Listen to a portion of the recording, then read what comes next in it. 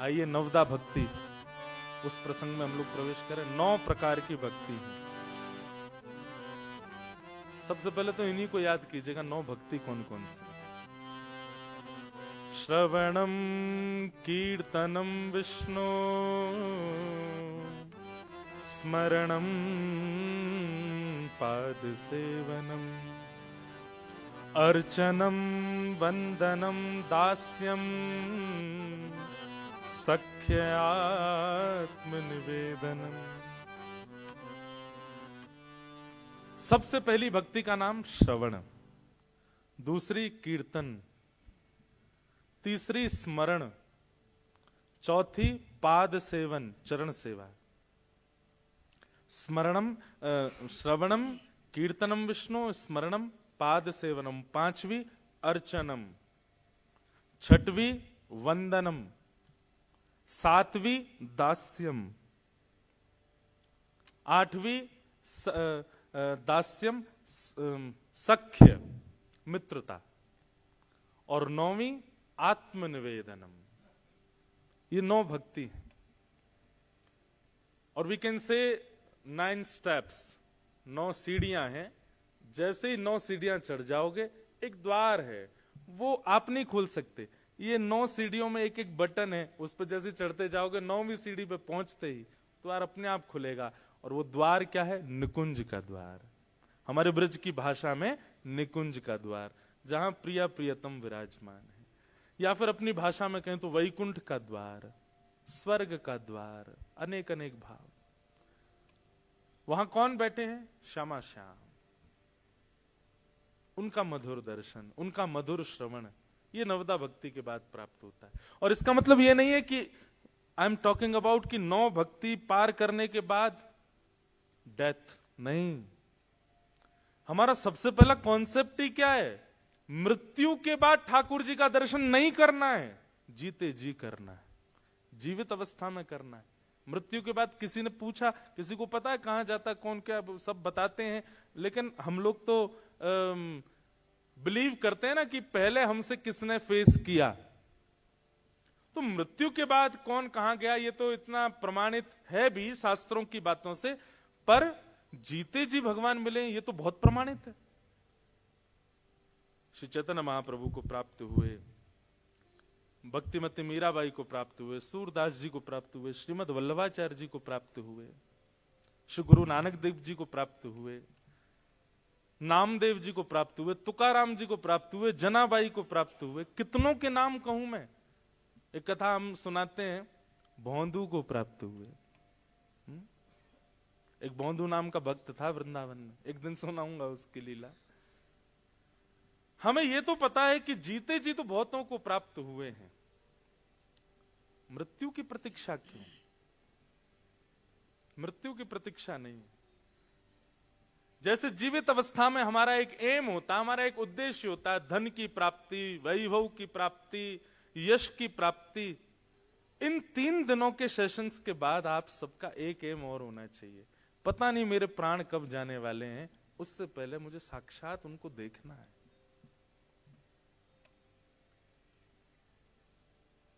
इतना तो कहना, बहुत अच्छा भाव है।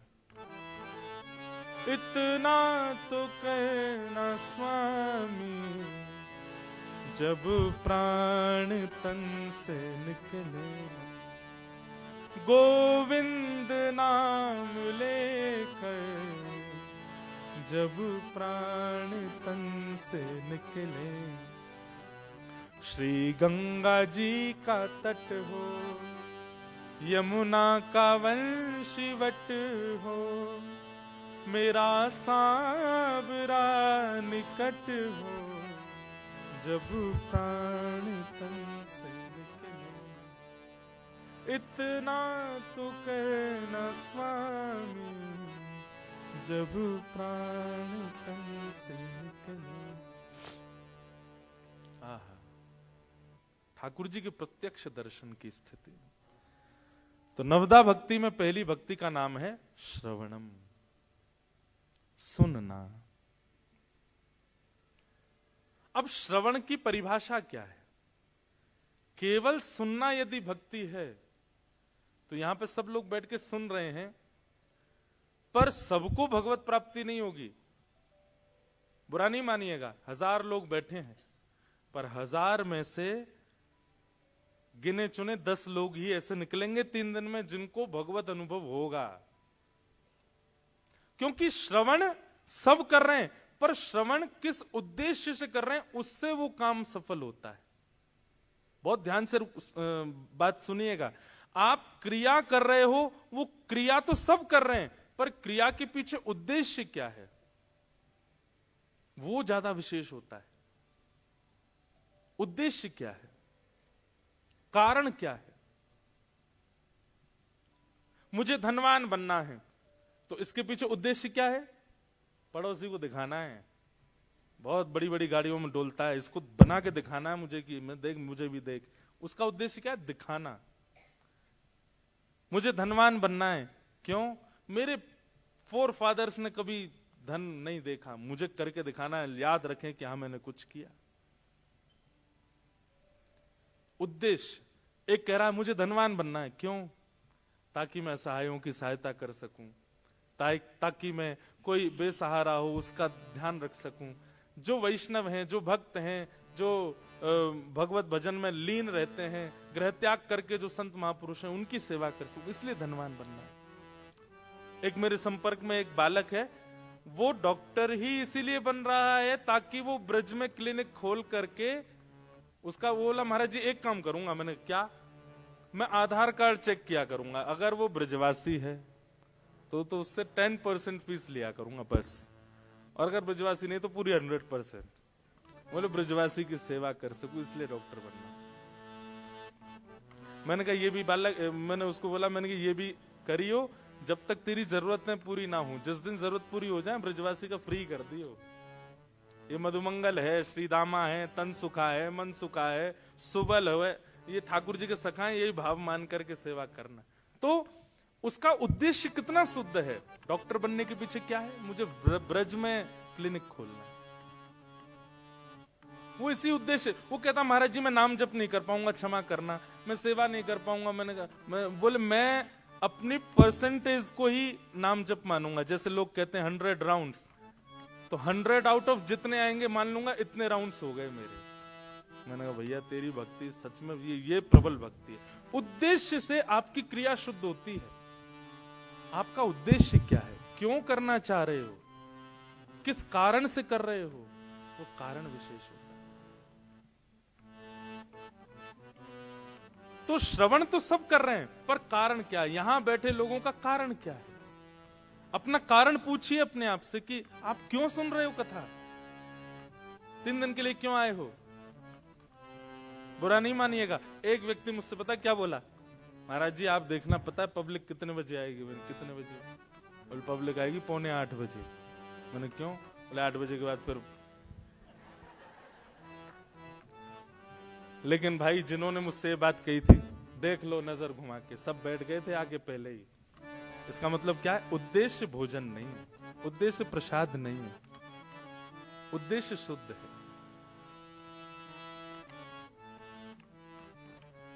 एक भक्त हुई भारत में, दक्षिण भारत में, साउथ इंडिया में। तो एक बार बहुत सारे संतों की टोली जा रही थी, हरि नाम संकीर्तन करते हुए जा रहे थे। तभी एक नगर पड़ा, और उस नगर में उन्होंने सोचा कोई ऐसा स्थान मिले जहां रात में हम लोग रुक करके अपना भोजन पानी बना लें, अपने ठाकुर जी की सेवा कर लें। तभी उनको एक बहुत सुंदर घर दिखाई दिया, और उस घर के बाहर बगीचे में बहुत सुंदर सुंदर पुष्प आदि सब लगे थे।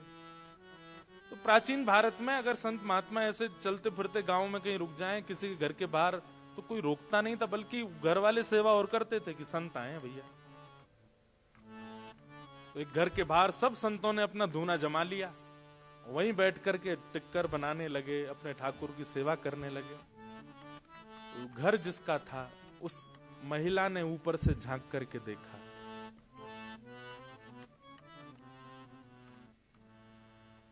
उसके नेत्र सजल हो गए कि आज मेरे द्वार पर संत आए हैं, मैं कुछ सेवा करूं। निकल करके बाहर आई, संतों को प्रणाम करने लगी। महाराज जी आपको कोई जरूरत हो, कोई पात्र चाहिए हो, कुछ भी सामग्री मुझे आज्ञा करें। तो संतों ने कहा कि भाई देखो ऐसे तो सेवा करते हैं, चलो तुम एक काम करो, सबके लिए कुछ पात्र ले आओ, कुछ दोने ले आओ, कुछ ऐसे। तो उसके घर से जो जो सेवा हो सकती थी वो लेकर के आने लगी, सबको देने लगी। नमक कम पड़ गया तो नमक मंगा लिया। संत बना अपने आप ही रहे थे, बस वो सेवा कर रही थी। रात भर संतों का सत्संग चला, बैठ करके सुनती रही। सुबह सब संत बोले अब हम जाएंगे, अब हमारा समय आगे बढ़ना है। तो दौड़ करके गई, और दौड़ करके जाके उसने सुंदर एक दक्षिणा देते हैं ना महापुरुषों को, सुंदर बहुत अद्भुत कुछ दक्षिणा और कुछ सामग्रियां लाई और ला करके संतों के सन्मुख पधरा दिया। अब तो नहीं होता ऐसा, पर प्राचीन काल में संतों का ऐसा नियम होता था कि वे दक्षिणा देने वाले से पूछते जरूर थे, ये दक्षिणा कमाने का जरिया क्या है तुम्हारा, ये जो धन हमको दे रहे हो ये आता कैसे है, तुम्हारा काम क्या है, व्यापार क्या है, करते क्या हो। अब तो दक्षिणा देखते ही धल लेते हैं तुम चाहे जो भी हो। भारत में तो कई बड़े बड़े फ्रॉड लोग उस संत महापुरुषों को ऐसा बहुत सारा धन देकर के बिल्कुल अपना वो बना लेते हैं, जो अच्छा नहीं। तो संत ने पूछा कि बिटिया इतनी सामग्री तुम सोना चांदी और जाने क्या क्या ये परात में लेकर के आई हो, ठीक है हम स्वीकार करेंगे, पर हमारा नियम है, गुरु आज्ञा है, इन सब को प्राप्त करने का स्रोत क्या है, कहां से आता है।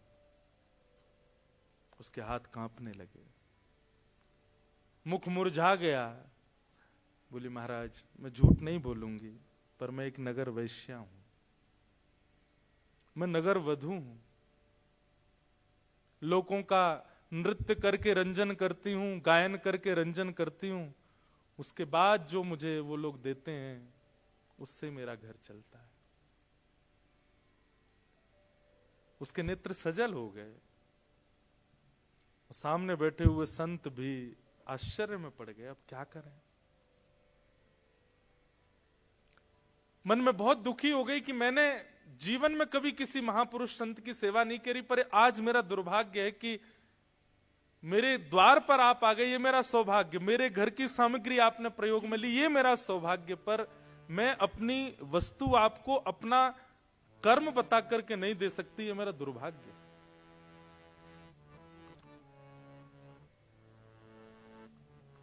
संतों ने मुंह फेर लिया, धीमे से सामग्री उठाने लगी, हाथ कांप रहे हैं, क्या करूं। आज पहली बार उसको ग्लानि हो रही है अपने ऊपर। लेकिन संत हृदय नवनीत समाना, संत का हृदय कैसा होता है, मक्खन के जैसा।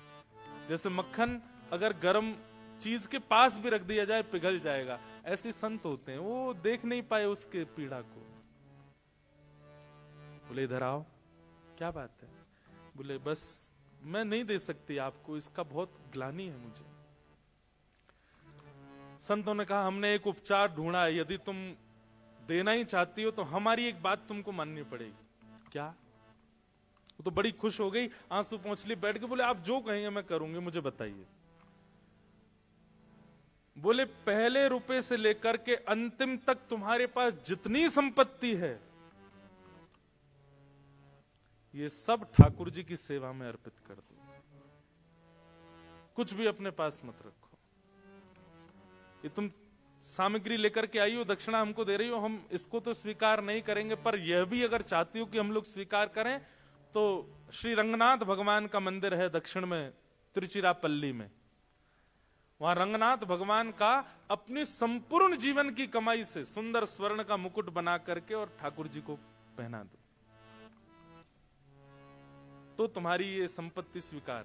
बोले आधी अधूरी नहीं, अब देने का मन ही हुआ है तुम्हारा और इतना भावुक हो ही रही हो, तुमको ग्लानि हो रही है ना अपने कर्म के ऊपर, अपने भाव के ऊपर। ठीक है, हम आज्ञा करते हैं, इस ग्लानि का एक ही प्रायश्चित है, अपने जीवन की सारी संपत्ति ठाकुर जी के चरणों में अर्पित करके वैष्णव हो जाओ। अब चिंता मत करना, आगे अपने भोजन की, प्रसाद की सब ठाकुर जी करेंगे, लेकिन अब जो कुछ भी है तुम्हारे पास सब अर्पित कर दो। मैं एक बात कहा करता हूं, हमारे जो ठाकुर जी है ना, इनको मैथमेटिक्स नहीं आती, ठाकुर जी की मैथ्स अच्छी नहीं है, हम बस दो ही चीज जानते हैं, क्या? पूरा पूरा दो, पूरा पूरा लो। आप कहो ठाकुर जी ये मेरी कमाई है, इसमें से इतना बेटी का, इतना बेटा का, इतना पत्नी का, इतना मेरा, इतना परिवार का, और फिर जो बचा थोड़ा सा, ये ठाकुर जी आपका। ठाकुर जी कहते हैं मेरी गणित बेकार है, मैं पूरो और पूरो यही आवे बस। ब्रजभाषा समझ रहे हैं ना?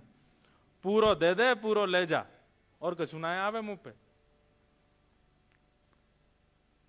तो संत ने वही बात कह दी, बोले कि अब तुम एक काम करो, अपने जीवन की पूरी जो तुम्हारी संपत्ति है उससे मुकुट बनवा करके ठाकुर जी को अर्पित कर दो। उसके मन में किंचित भी भाव नहीं आया कि ये मैं कैसे कर सकती हूं। उसको तो ये लगा कि मेरे द्वारा कोई सामग्री स्वीकार की जा रही है, ये मेरे लिए बहुत बड़ी सौभाग्य की बात है।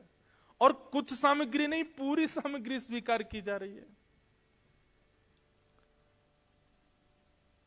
तुरंत लग गई, बोले महाराज जी आप बताइए, जैसा आप बताएंगे वैसा मुकुट बनवाऊंगी। पूरा बनाया गया, ऐसी मणियां, ऐसे ये संपत्ति देखी गई। कितनी संपत्ति है? संपत्ति इतनी निकल करके आई महाराज उसकी। बोले इसका पूरा मुकुट बनवाओ ठाकुर जी का। अद्भुत मुकुट निर्माण हुआ। और जब तक मुकुट निर्माण का कार्य चला तब तक साधु महात्मा कहीं गए नहीं, उसी घर के बाहर जहां बैठे थे वहीं बैठ करके वो भजन संकीर्तन करते रहे। वो इतनी आनंद में कि मेरे संपूर्ण जीवन का जो भी कुछ था सब ले रहे हैं ठाकुर जी मुझसे, कुछ भी नहीं बचेगा अब मेरे पास। 50 दिन के बाद मुकुट तैयार हुआ और उसने पूरी संपत्ति, अपना घर भी बेच दिया, जमीन भी बेच दी, जो भी कुछ था कुछ नहीं बचा, शून्य है। एक परात है बस, उसमें मुकुट रखा है। और संत बोले अब इसको लेके चलो। नाचते गाते हुए एक नगर वैश्या, नगर वधू को बीच में लिए, चारों तरफ संत नाचते गाते हुए उसको लेकर के जा रहे हैं रंगनाथ मंदिर, ठाकुर जी को अर्पित कराने के लिए। उस वैश्या के समर्पण को देखकर के संत ने एक घोषणा और कर दी। क्या? बोले ये मुकुट कोई पुजारी नहीं पहनाएगा, कोई संत नहीं, तुम खुद पहनाओगी ठाकुर जी को गर्भगृह में प्रवेश करके। अब सोचिए आप, कई बार बंधुओं तन का शुद्ध होना बहुत आवश्यक नहीं होता है, पर विचारों में अगर आपकी शुद्धता है ना तो ठाकुर जी आपसे बहुत प्रसन्न है। कई लोग हैं, वो लोग दिखते बहुत साफ सुथरे हैं, वो लोग दिखते बहुत बिल्कुल क्या बोलते हैं उसको, हाइजेनिक दिखेंगे बिल्कुल महाराज, एक बाल भी इधर उधर नहीं होता उनका, ऐसे बाल काटते हैं, शर्ट वर्ट ऐसे पहनते हैं, बिल्कुल एक चीज भी ऐसी वैसी नहीं हो जाए, बहुत व्यवस्थित रहेंगे। अगर वैष्णव भी हैं, तुलसी पहनेंगे, तिलक भी बिल्कुल स्ट्रेट, किसी भी रूप में वो नहीं दिखे, पर कहीं ना कहीं मन दूषित होता है। आज वो वैश्या भले ही है, शरीर उसका अपवित्र है, पर उसका हृदय इतना पवित्र था, साधु ने कह दिया तुम ही मुकुट पहनाओगी ठाकुर जी को जाके। मंदिर के सब पुजारियों में बातें बनने लगी, बोले महात्मा का बुद्धि खराब हो गई है, बताओ एक नगर वैश्या को लेकर के आ रहे हैं, और चलो ठीक है उसकी संपत्ति से तुमने मुकुट बनवाया, ठाकुर जी को दे रहे हो, लेकिन तुम इतना तो नहीं कहना चाहिए था कि वो जाकर के ठाकुर जी को पहना दे। और वो महात्मा इतने पहुंचे थे कि उनको कोई मना नहीं कर पा रहा था। लेकिन मैंने एक बात कही ना, ठाकुर जी परीक्षा बहुत लेते हैं। देता है कन्हाई जिसे प्रेम की दशा, देता है कन्हाई जिसे प्रेम की गा सकते हैं आप। दशा। हो सब विधि उसकी लेता है परीक्षा, हो सब विधि उसकी लेता है परीक्षा। कभी निकट बुलाए, कभी निकट बुलाए, कभी दूरियां बढ़ाए, कभी दूरियां बढ़ाए। छलिया हाथ नहीं आए, छलिया हाथ नहीं आए हमें, श्याम ना मिला हमें, श्याम ना मिला हमें, श्याम ना मिला हमें, श्याम ना मिला। ठाकुर जी बहुत परीक्षा लेते, इसलिए एक बात याद रखना, ये 3 दिन के सत्र के बाद यदि प्रेम चित्त में प्रकट हो जाए तो एक चीज के लिए तैयार रहना, परीक्षाएं बहुत होंगी। अपनी संपूर्ण जीवन की कमाई लगा करके, मुकुट बनवा करके, अपना पूरा सर्वस्व ठाकुर जी को देने के लिए आज आ गई वो वैश्या। लेकिन मंदिर के लोग भी उससे बिल्कुल अप्रसन्न थे, सब कुछ उसके बिल्कुल विपरीत था, लेकिन फिर भी उसको मन में लग रहा था ठाकुर जी बुला रहे हैं मुझको। लेकिन जैसे ही वो द्वार पर पहुंची और भीतर प्रवेश करने लगी, उसी समय रजस्वला हो गई, मासिक धर्म हो गया। और उसी समय वो घबरा गई, तुरंत थाल नीचे रख दिया मुकुट का, पीछे खड़ी हो गई। महात्मा बोले क्या हुआ? अब बस रो रही है, कुछ कह नहीं पा रही। महात्मा बोले हुआ क्या, तुम पीछे क्यों हट गई हो? अब मैं अपवित्र स्थिति में हूं, मैं नहीं जा सकती भीतर।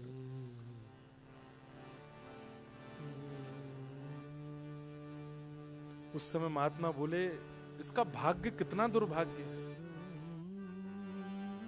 पूरा जीवन नगर वैश्या बनकर के रही, जो धन कमाया उसमें से संतों को देने का प्रयास किया तो हम ले नहीं सकते। दूसरा निधान निकाला कि कुछ भी ना रखे, सब कुछ ठाकुर जी को दे दे।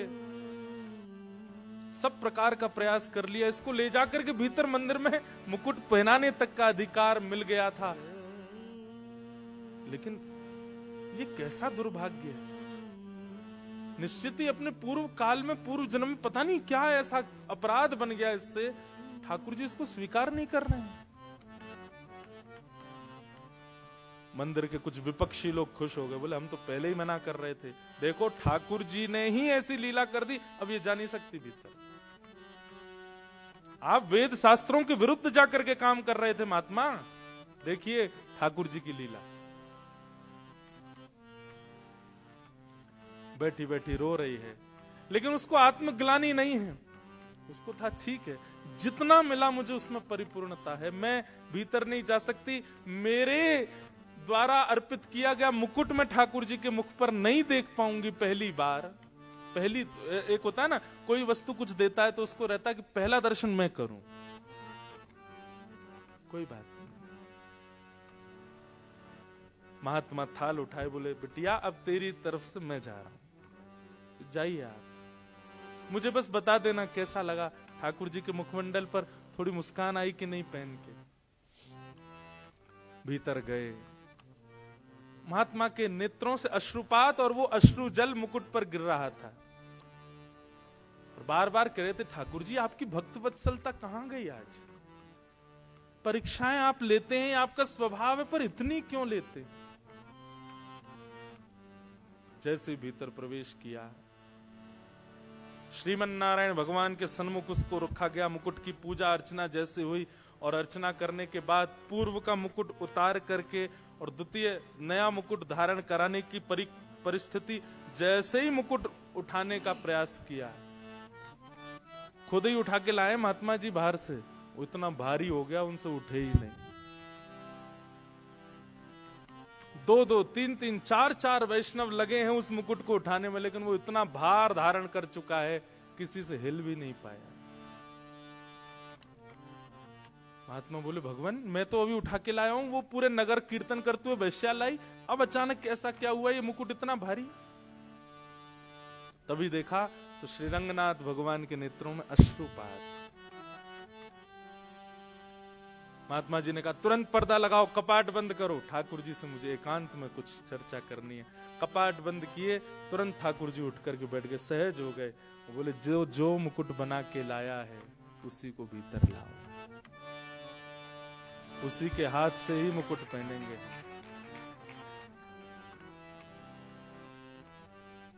बंधुओं, एक वैश्या, उसके जीवन भर की कमाई, और वो भी रजस्वला अवस्था,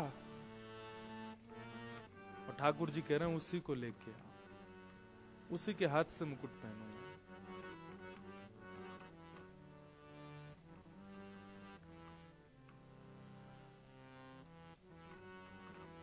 ठाकुर जी बहुत प्रेम करते हैं, बस कोई देने वाला हो वो प्रेम। महात्मा दौड़े दौड़े बाहर गए और बाहर जाकर के देखा तो एक खंबे से सिर लगाए बैठी है, बस रो रही थी। महात्मा जाके बोले जल्दी उठ, बोले आप दूर रहिएगा, मेरी छाया भी ना पड़े आप पर। प्राचीन भारत में तो बहुत नियम होते थे। महात्मा बोले मैं छाया से बचूं, और उस जगत नियंता जगदाधार साक्षात तेरी प्रतीक्षा कर रहे हैं भीतर। हाथ पकड़ लिया उसका, वो रोने लगी, महाराज मुझे स्पर्श मत कीजिए। लेकर के भीतर गए और जाकर के कहा मुकुट पहनाओ ठाकुर जी को। जो मुकुट कितनों से नहीं उठा, लोग बाग वहां चिल्लाने लगे, कई लोग गालियां दे रहे थे, कई लोग उल्टा सीधा बोल रहे थे, आज अनर्थ हो रहा है, आज पृथ्वी फट जाएगी, आज बहुत बुरा हो रहा है, ये गलत है। लेकिन जिस मुकुट को कोई नहीं उठा पाया, जैसे ही उसने उठाया उठ गया, और ठाकुर जी ने अपने आप ही, ठाकुर जी की जो प्रतिमा थी उसका मुख नीचे हो गया और मुकुट ठाकुर जी ने धारण किया। और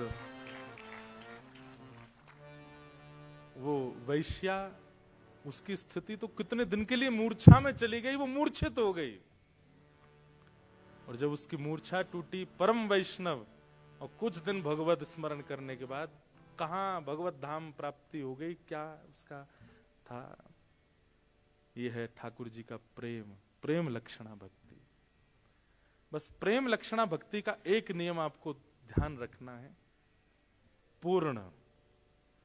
आधा अधूरा, 1%, 10%, 50%, 60% नहीं चलता, 100 पूरा, तो ही वो प्रेम भक्ति मानी जाती है, नहीं तो नहीं।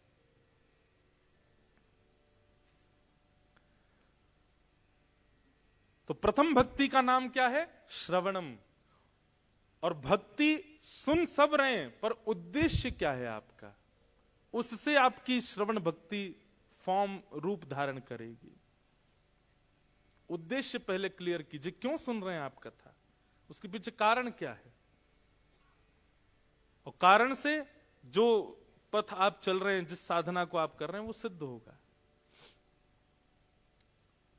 दूसरी भक्ति का नाम है, 8 तो बज गए हैं, नहीं भक्ति का नाम नहीं है, 8 बज गए हैं। मुझे कोई बोला महाराज जी आज वीकेंड है और आप थोड़ा समय देख लीजिएगा, लोगों को जाना होता है, कोई दिक्कत नहीं हो तो हम 10-15 मिनट और कर लें। हाँ कर सकते हैं ना, एक साथ सब बोल दो। लोग कई तो कह रहे 1 घंटा करो, थोड़ा सा बस हम 3 भक्ति के फॉर्म पूरे कर दें, क्योंकि 3 का रोज टारगेट है। तो प्रथम भक्ति श्रवणम। श्रवण भक्ति का पहला रूल क्या है? आपका उद्देश्य क्लियर होना चाहिए। आप किसी का भी प्रवचन सुन रहे हो, किसी की भी कथा सुन रहे हो, किसी के भी सत्संग में जा रहे हो, किस उद्देश्य से जा रहे हो, क्या पाने आए हो?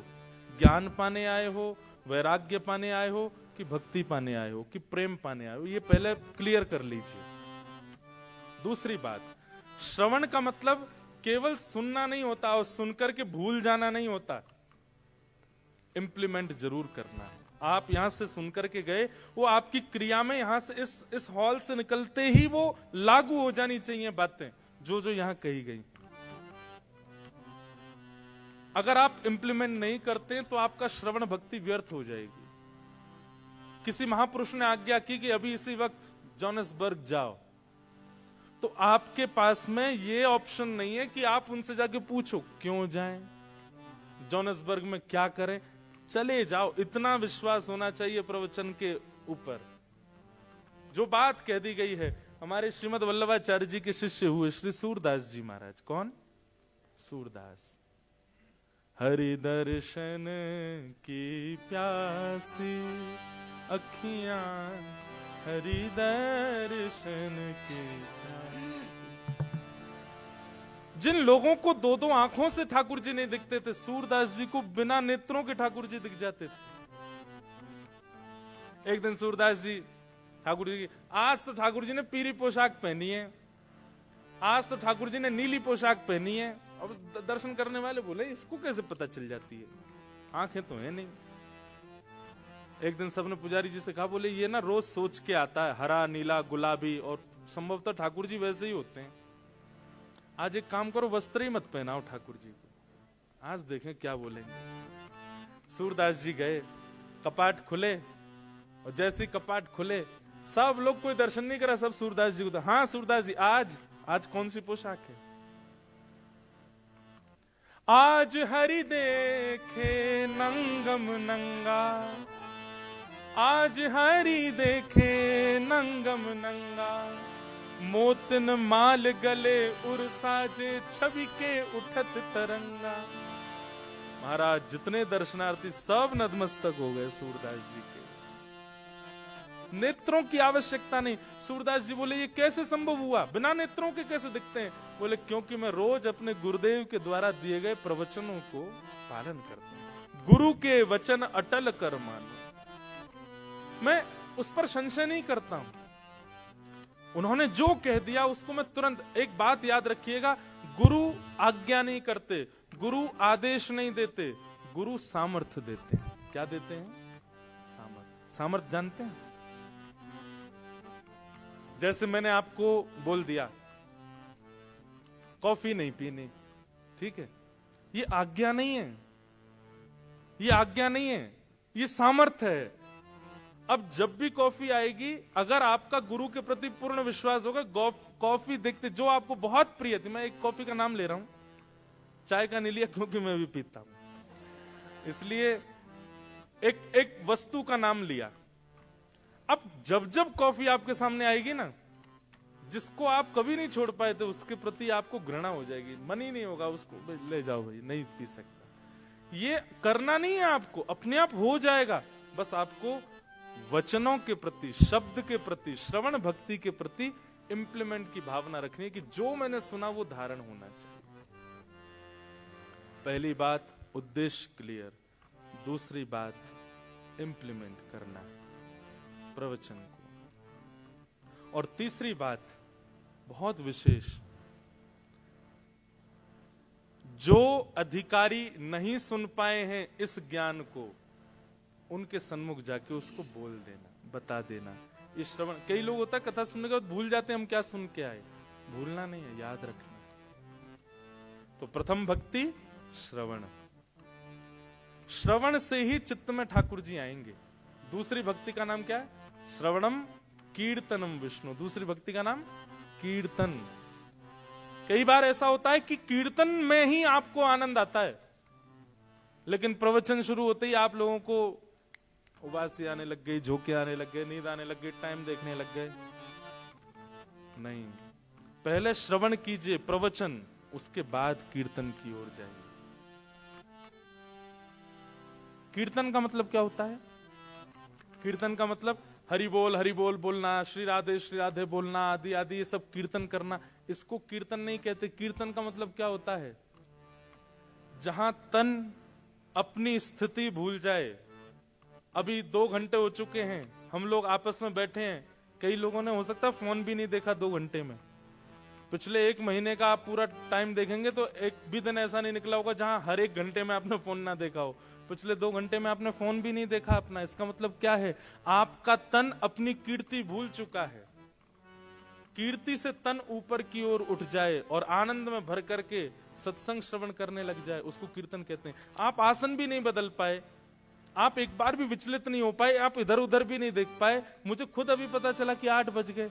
ऐसी स्थिति हो जाए, मतलब आपका तन सामान्य स्थिति में जैसा रहता है वैसा ना रह करके कुछ एक्स्ट्रा ऑर्डिनरी हो जाए सत्संग के प्रति, उसको कीर्तन कहते हैं।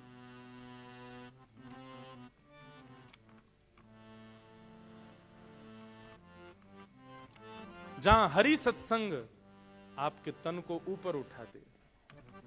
एक आसन पर बैठ करके आप पूरी कथा श्रवण कर लो, किसी भी प्रकार का आपका जो नॉर्मल रूटीन होता है उसको आप भूल भाल करके और केवल आनंद निमग्न होकर के सुनने लग जाओ, इसी को कीर्तन कहते हैं। भूख, प्यास, निद्रा, आलस्य, ये जो शरीर के धर्म है, ये सब भूल जाते हो जब सत्संग में, तब कीर्तन होता है।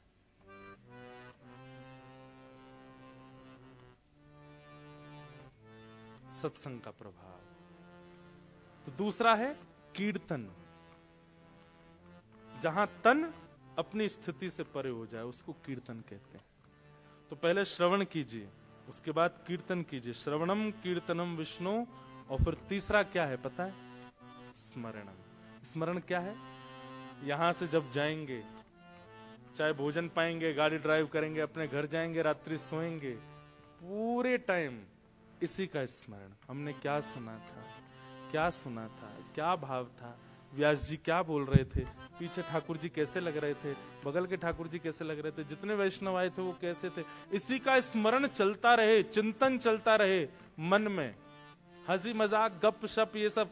मैं तो एक बात कहता हूं, वैसे मानोगे नहीं, फिर भी मैं बोल देता हूं कि कथा के बाद 1 घंटा मौन रहना चाहिए। सुनने के बाद केवल चिंतन करो, क्या सुन रहे थे हम, इसको कहते हैं स्मरणम। कल आप ऑफिस जाओ, अपने कॉलेज जाओ, स्कूल जाओ, जहां भी जाओ, वो स्मरण कंटिन्यूटी में बना रहे आपका। क्या था? स्मरण। गीता में भगवान अर्जुन से क्या कहते हैं? पूरी बात सुनाने के बाद जब अर्जुन से कहते हैं, अर्जुन कैसा फील कर रहे हो अब? तो अर्जुन क्या कहता है? नष्टप मोह स्मृतिर्लब्धा। मेरा मोह नष्ट हो गया नाथ, और मुझे स्मृति प्राप्त हो गई है। आपने 18 अध्याय जो मुझे सुनाए वो मेरी स्मृति में है। मतलब अगर भगवान अर्जुन से कहें कि 4थे अध्याय का 5वां श्लोक सुनाओ, अर्जुन को वो याद नहीं होगा, पर अर्जुन की स्मृति में यह है कि मैंने महाभारत के युद्ध के बीच में ठाकुर जी से कथा श्रवण की थी। भगवान बोले स्मृति तुम्हारा कल्याण करेगी, बस स्मरण। श्रवणम, कीर्तनम, विष्णु, स्मरणम, ये 3 भक्ति के स्वरूप हैं, और इसकी विस्तार व्याख्या हम कल करेंगे। आज कथा 6:20, 6:30 पर प्रारंभ, पर कल 6 बजे ही हो जाएगी। तो आप लोग, जैसा वो भैया बता रहे थे, आप लोग चाहे अपने ऑफिस जाओ, चाहे दफ्तर जाओ, चाहे जहां भी जाओ, वहां से डायरेक्ट यहीं आ जाइए।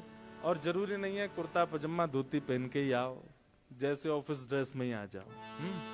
6 बजे से लेकर के 8 बजे तक हम लोग नित्य श्रवण करेंगे मंगल भाव। और आइए, हमारे वृंदावन के सप्तनिधि हैं। हमारे वृंदावन में 7 ठाकुर हैं। कौन कौन से?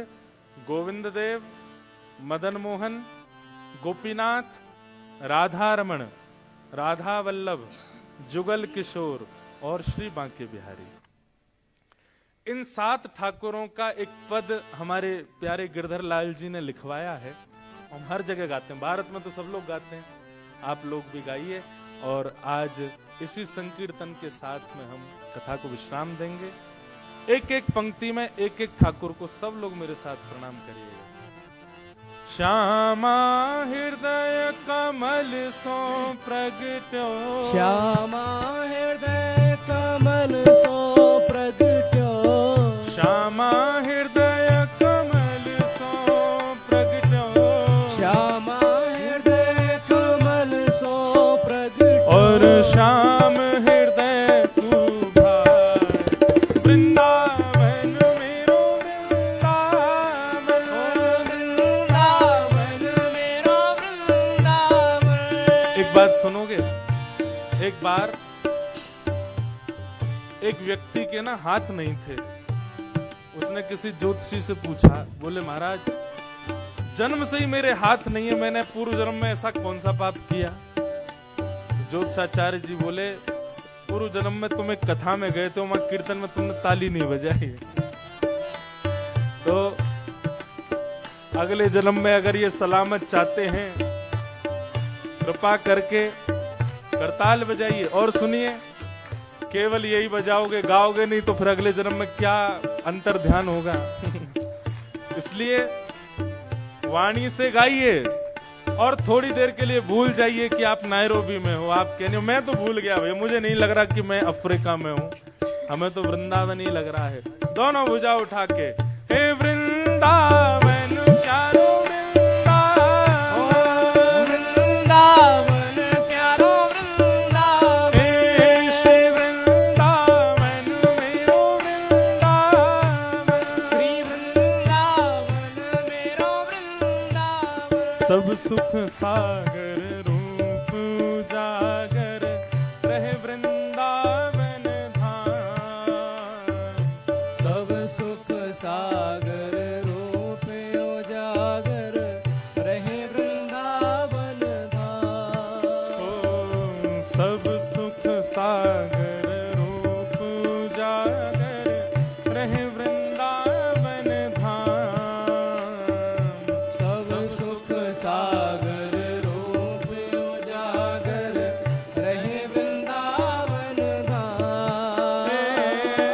रूप गोस्वामी प्रगट कियो जहाँ, रूप गोस्वामी प्रगट कियो जहाँ, रूप गोस्वामी प्रगट कियो जहाँ, रूप गोस्वामी प्रगट कियो राधा गोविंद रूप निधान, वृंदावन मेरो वृंदावन, वृंदावन मेरो वृंदावन, हे श्री वृंदावन मेरो वृंदावन, श्री वृंदावन मेरो वृंदावन। रूप गोस्वामी प्रगट कियो जहाँ, रूप गोस्वामी प्रगट कियो राधा गोविंद रूप निधान, वृंदावन मेरो वृंदावन, वृंदावन मेरो वृंदावन, हे श्री वृंदावन प्यारो वृंदावन, श्री वृंदावन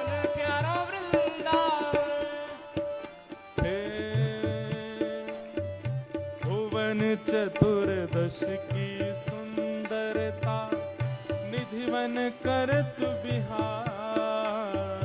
भुवन चतुर्दश की सुंदरता निधिवन करत बिहार। हाँ, भुवन चतुर्दश की सुंदरता निधिवन करत बिहार।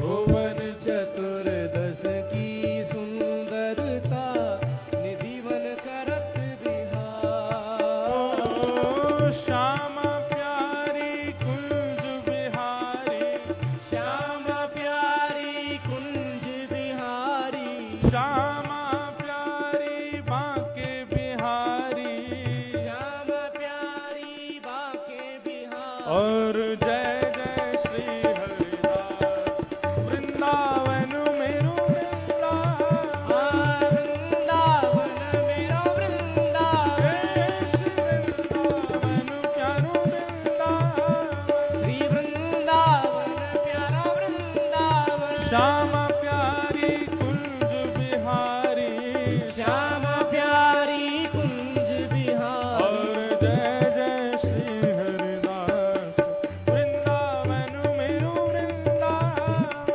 वृंदावन मेरो वृंदावन, हे श्री वृंदावन मेरो वृंदावन, श्री वृंदावन मेरो वृंदावन। आतुर हित हरिवंश पुकारो राधा राधा नाम। आतुर हित हरिवंश पुकारो राधा राधा नाम। ओ जय राधे राधे, जय राधे राधे, ऐसे हमारे यहाँ राधे राधे ऐसे नहीं बोलते, भुजा उठा के जय राधे राधे, जय राधे राधे, श्री राधे राधे, श्री राधे राधे, वृषभानु दुलारी जय राधे राधे, बरसाने वारी, श्री राधे राधे, श्री कृष्ण प्यारी, श्री राधे राधे, तीरथ सुत प्यारी, श्री राधे राधे, जय राधे राधे, जय राधे राधे, श्री राधे राधे, श्री राधे आतुर हित हरिवंश पुकारो, राधा राधा नाम, आतुर हित हरिवंश पुकारो, राधा राधा नाम। हे सघन कुंज यमुना तट आयो, सघन कुंज यमुना तट आयो, हे मदन टेर वृंदावन आयो, मदन टेर भुजा उठा के, हे प्यारो राधा वल्लभ वृंदावन मेरो वृंदावन, हे वृंदावन मेरो वृंदावन, हे श्री वृंदावन प्यारो वृंदावन, श्री वृंदावन प्यारो वृंदावन, मदन टेर वृंदावन आयो, मदन टेर वृंदावन ओ आयो, प्यारो राधा वल्लभ लाल, वृंदावन मेरो वृंदावन, श्री वृंदावन मेरो वृंदावन, हे श्री वृंदावन प्यारो वृंदावन, श्री वृंदावन प्यारो ओ जय जय राधा वल्लभ हित हरिवंश, जय जय राधा वल्लभ हित हरिवंश, जय जय राधा वल्लभ प्यारो हरिवंश, जय जय राधा वल्लभ प्यारो हरिवंश, जय जय श्री वृंदावन श्रीवन चंद्र, जय जय श्री वृंदावन श्रीवन ओ जय चंद्र, जय श्री वृंदावन श्रीवन चंद्र, जय जय श्री वृंदावन श्रीवन चंद्र, ओ जय जय राधा वल्लभ प्यारो हरिवंश, जय जय राधा वल्लभ प्यारो हरिवंश, जय जय राधा वल्लभ हित हरिवंश, जय जय राधा वल्लभ हित हरिवंश। श्री गोपाल भट्ट झुके हृदय वेदना, प्रगट्यो शालिग्राम, श्री गोपाल भट्ट झुके हृदय वेदना, प्रगट्यो शालिग्राम। एक बात बताइए, आप लोगों में से वृंदावन कितने लोग गए? हाथ ऊपर करो। सब लोग गए हैं, लगभग सब लोग गए हैं। बिहारी जी के दर्शन कितने लोगों ने किए? और श्री राधा रमण जी के कितने ने किए? जिन जिन ने किए वो खड़े हैं, जाओ सब और अपने स्थान पर खड़े होकर भुजा उठा करके गाओ। हे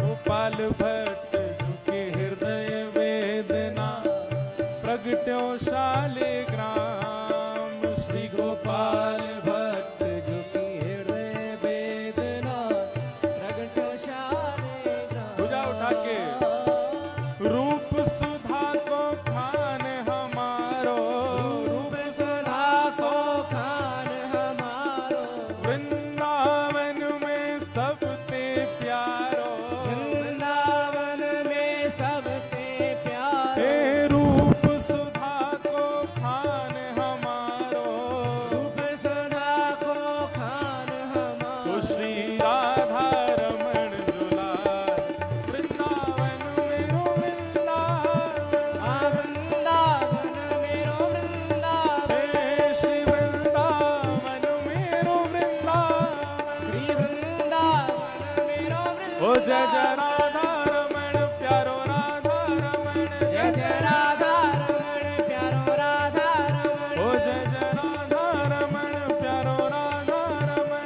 जय जय राधा रमण प्यारो राधा रमण। हम अपने मन की बात बताएं, अगर मैं आपकी जगह होता तो कम से कम 1.5 फुट ऊपर उछल के नाचता हूँ, लेकिन हम तो मर्यादा में व्यास मंच पर हैं। भुजा उठा के, ओ जय जय राधा रमण प्यारो राधा रमण, जय जय राधा रमण प्यारो राधा रमण, जय जय राधा रमण प्यारो राधा रमण, जय जय राधा रमण प्यारो राधा रमण, ओ मेरो राधा रमण प्यारो राधा रमण, प्यारो राधा रमण प्यारो राधा रमण, ओ मेरो राधा रमण प्यारो राधा रमण, मेरा राधा रमण प्यारो राधा रमण,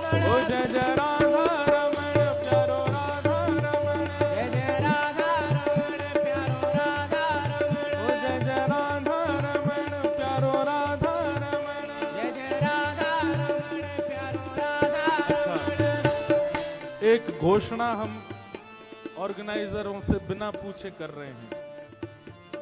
परसों यानी कि जिस दिन ये सत्र विश्राम है, हमारे मन में ऐसा भाव है कि उस दिन ठाकुर जी की होली महोत्सव यहाँ किया, और पर रंग नहीं होंगे, फूलों की होली। हाँ, क्योंकि हमारे वृंदावन में होली चल रही है अभी, ठाकुर जी होली खेल रहे हैं और हमारे लाला आपके अफ्रीका आए हुए, तो इसलिए विश्राम दिन यहीं पर ही होली महोत्सव करेंगे। खूब सारे पुष्प मंगा लीजिएगा। जिनकी कृपा से यह रस प्रगट्यो वृंदावन अभिराम, जिनकी कृपा से रस प्रगट्यो वृंदावन अभिराम। सप्तनिधिन को ही उजियारो, सप्तनिधिन को ही उजियारो, यह आनंद करवावे वारो। यह आनंद करवावे वारो। आज हम सबको मिलवावे वारो। आज हम सबको बुलावे वारो। हे हमारो गिरधर लाल, वृंदावन मेरो वृंदावन। हे वृंदावन मेरो वृंदावन। हे श्री वृंदावन प्यारो वृंदावन। श्री वृंदावन प्यारो वृंदावन। यह आनंद करवावे वारो। यह आनंद करवावे वारो। नैरोबी बुलावे वारो। नैरोबी बुलावे हे वारो। हमारो गिरधर लाल, वृंदावन मेरो वृंदावन। हे वृंदावन प्यारो वृंदावन। हे श्री वृंदावन मेरो वृंदावन। श्री वृंदावन आइए। प्यारो जय वृंदावन। राधे राधे, राधे राधे श्री राधे राधे। राधे राधे बरसाने वारी जय राधे राधे वृषभानु दुलारी, राधे राधे श्री कृष्ण प्यारी, जय राधे राधे हम सबकी प्यारी। जय राधे राधे जय राधे राधे, जय राधे राधे श्री राधे राधे, जय राधे राधे जय राधे राधे राधे, जय राधे राधे राधे श्री राधे राधे, जय राधे राधे जय राधे राधे, जय राधे राधे श्री राधे राधे, श्री राधे राधे जय राधे राधे, जय राधे राधे श्री राधे राधे, श्री राधे राधे राधे राधे, जय राधे राधे जय राधे राधे, जय राधे राधे जय जय श्री राधे जय जय श्री राधे जय जय श्री राधे बोल वृंदावन बिहारी लाल की। हर हर महादेव। कितनी सुविधा दे दी, आप अपनी भाषा में भगवान शिव का गुण गा सकते हैं। आवश्यक नहीं कि आपको वेद मंत्र याद हो, संस्कृत याद हो, आपकी जो बोलचाल की भाषा हो उसी में आप शिव जी का यश गा सकते हैं। इसको कीर्तन कहा है। ये तो कीर्तन की परिभाषा हुई। अब श्रवण की परिभाषा, श्रवण की परिभाषा क्या है? ये नापि केन करणेन च शब्द पुण्यम यत्र क्वचित् शिव परम श्रवणेन्द्रियेण स्त्री केलिवत् दृढ़तरम प्रणिधीयते यत् तद वै बुधाः श्रवणमत्र जगत प्रसिद्धम। बड़ी विलक्षण परिभाषा दी है श्रवण की। ब्रह्मा जी कह रहे हैं कि हे ज्ञानियों, जैसे कामी विषयी पुरुष की स्त्री क्रीड़ा में मन की आसक्ति होती है, उसी तरह की शिव लीला श्रवण की मन की आसक्ति बन जाए, इसका नाम श्रवण, इसका नाम है श्रवण भक्ति।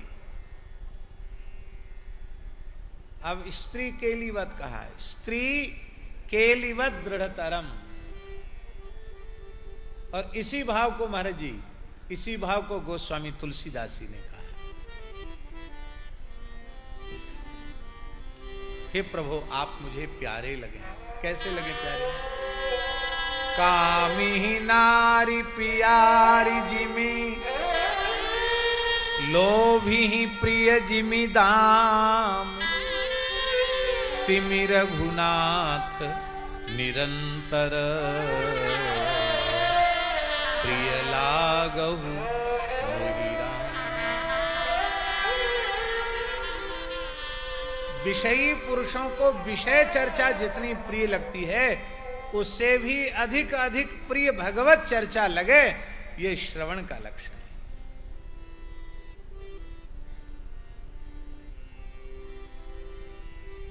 और मनन की परिभाषा क्या है? ये शिवपुराण के श्रवण, मनन और कीर्तन की परिभाषा के 3 श्लोक बहुत ही सुंदर है। सत्संगमेन भवति श्रवणं पुरस्तात्, संकीर्तनं पशुपते रथ तदृढ़ं स्यात्, सर्वोत्तमं भवति तन्मननं तदन्ते, सर्वं हि संभवति शंकर दृष्टिपाते। साधु पुरुषों के चरणों में बैठकर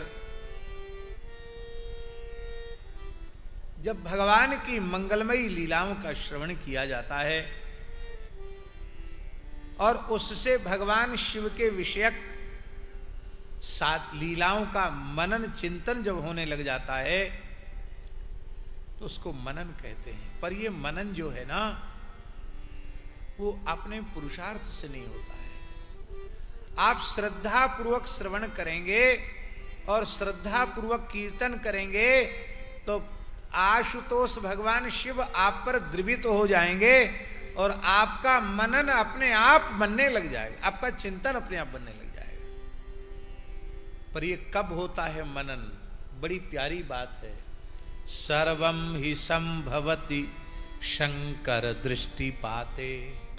जब शंकर जी किसी जीव को करुणा भरी दृष्टि से देखते हैं, तब वो शिव लीला का मनन करता है, चिंतन करता है। इसका मतलब है भगवान की लीला का मनन चिंतन वही व्यक्ति कर सकता है जिसको भगवान अपनी करुणा भरी आंखों से निहारते हैं, देखते हैं। यदि सौभाग्य से हमारे जीवन में भगवत लीला का चिंतन बन रहा है, तो समझना चाहिए कि भगवान अपनी बड़ी बड़ी आंखों से करुणा पूर्वक हमको देख रहे, हमको निहार रहे हैं, तभी हमसे भगवान का स्मरण हो रहा है। नहीं तो भगवान का चिंतन मनन संभव नहीं है। सूत जी महाराज कहते हैं कि देखो, एक बार मेरे गुरुदेव भगवान कृष्ण द्वैपायन व्यास जी महाराज, जो पराशर नंदन हैं, वो सरस्वती नदी के तट पर तपस्या कर रहे थे। आप लोग बद्रिकाश्रम गए हैं? बद्रीनारायण गए कि नहीं? बद्रीनारायण में जहां व्यास गुफा है, वो सरस्वती नदी के तट पर ही है। वहां भगवान व्यास तपस्या कर रहे थे और उसी समय सूर्य के समान तेजस्वी विमान से यात्रा करते हुए सनकादिकों में भगवान सनत कुमार वहां आ पहुंचे। उन्होंने देखा व्यास जी तपस्या कर रहे हैं। व्यास जी ध्यान मग्न थे। सनत कुमार जी ने उनको जगाया। तब व्यास जी ने देखा, अरे भगवान सनत कुमार सामने खड़े हैं। अब तो व्यास जी ने अर्घपाद्य आदि लेकर के सनत कुमार जी का पूजन किया और सनत कुमार जी ने बड़े प्रसन्न होकर के कहा, सनत कुमार उवाच सत्यम वस्तु मुने दध्या साक्षात् कर्ण गोचर स शिवोत सायोत्र तपस्यरसि किंकृते। श्री सनत कुमार जी ने कहा कि सत्य सनातन भगवान शंकर का हे व्यासी आप हृदय से ध्यान कीजिए। वे भगवान शिव प्रत्यक्ष होकर आपको दर्शन देंगे आपकी सहायता करेंगे। और आप यहां तप किस लिए कर रहे हैं? व्यास जी ने कहा कि भगवान, आपकी कृपा से वेद सम्मत धर्म, अर्थ, काम और मोक्ष की कथा को मानव जाति के परम कल्याण के लिए मैंने पुराणों में प्रकट किया है, लेकिन इसके बाद भी मुक्ति का जो साधन ज्ञान है वह मेरे भीतर प्रकट नहीं हुआ। ये बड़ा आश्चर्य है। मुक्ति का साधन जानने के न जानने के कारण ही मैं इस कठोर तपस्या में लगा हुआ हूं।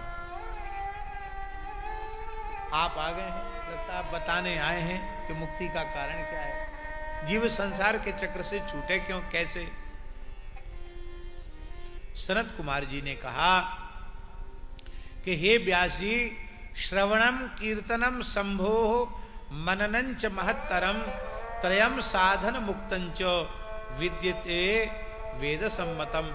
वो कह रहे हैं कि भगवान शिव की लीलाओं का श्रवण करना, उनके पवित्र नामों का कीर्तन करना, उनके पवित्र चरित्र का चिंतन करना, ये 3 साधन ही वेद में और मुक्ति के बताए गए।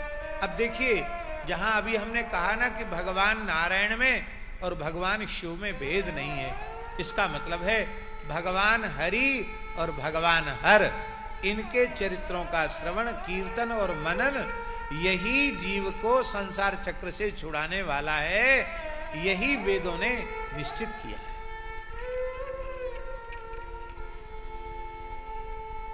और देखो, मैं अपनी बात तुम्हें बताता हूं। सनत कुमार जी कह रहे हैं कि मैं दूसरे साधनों का चिंतन करता हुआ एक बार भ्रमित हो गया। तो वेद तो समुद्र के समान है ना, बहुत ही बातें वेद में लिखी हैं, ये नहीं कि ये ठीक, ये ठीक, ये ठीक। तो सनत कुमार भगवान कहते कि हमारी बुद्धि भी भ्रमित हो गई।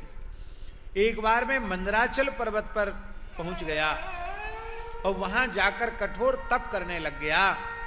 उस समय भगवान शिव ने अपने पार्षद नंदिकेश्वर गण को यहां भेजा और समय दयालुर भगवान सर्वसाक्षी गणेश्वर, वो सर्वसाक्षी गणेश्वर भगवान नंदीश्वर हमारे निकट आए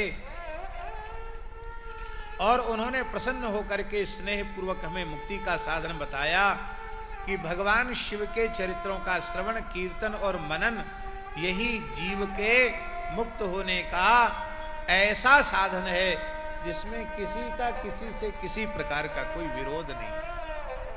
बोलो भक्तवत्सल भगवान की जय। देखो हम लोग कितने भाग्यशाली हैं। शिवजी के कीर्तन, मनन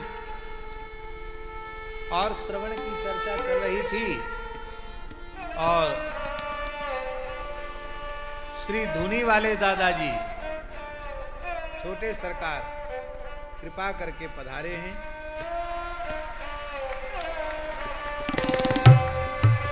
महाराष्ट्र में सब टोपी लगाते हैं, हमको भी टोपी वाला बना दिया।